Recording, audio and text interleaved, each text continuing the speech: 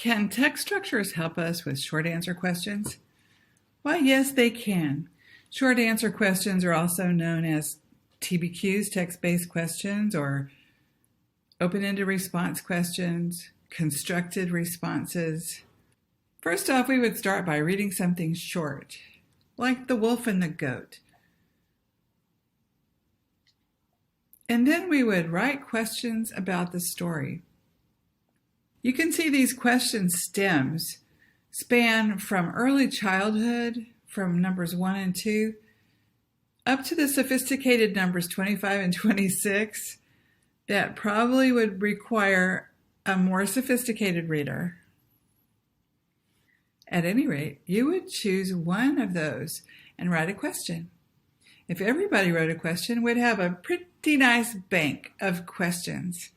And then everybody could just pick the one they'd like most to answer. Then after they pick a question, we choose a structure. And here is a small list of choices. You can see the first choice is explaining a change. So if the question involves somebody changing in the story, that's a perfect structure for it.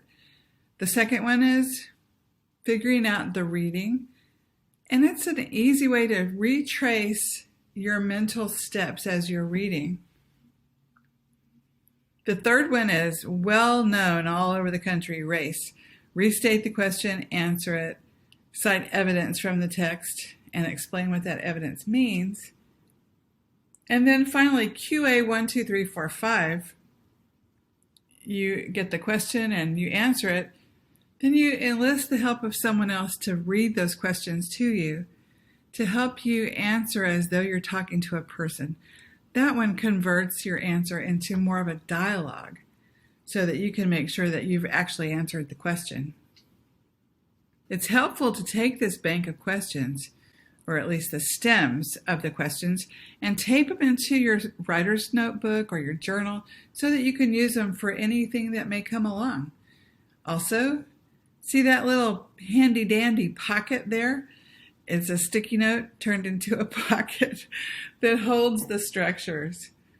So here's the process. You figure out which question, you write that down, then you copy your structure, then you write one bit for each part of the structure, and that will guarantee that you've got an answer, evidence, and some kind of explanation. We like to color code it too, just to see what goes with what.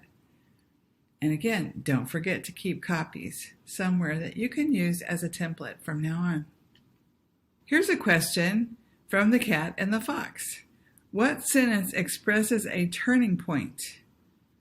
And I decided to use race so you can see the answer and how the parts correspond with the parts of the structure.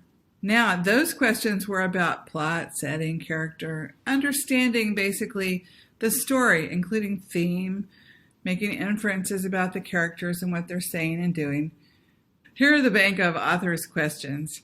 They're questions about how the author used different kinds of moves in the story. Like number 6, the author includes a description of blank to show blank. This doesn't mean we think we know what the author was thinking. This means we have an idea of what kind of an effect those choices made on us, the reader. Number 15, for example, how does the author's description of blank help the reader understand blank? So everybody again writes a question, and then we pick out a structure to use on the one that we want to answer, keeping copies in our notebooks. How does the author show that the wolf is devious? And there I used noticing the author's moves. You know what I'm going to say. Don't forget to keep copies.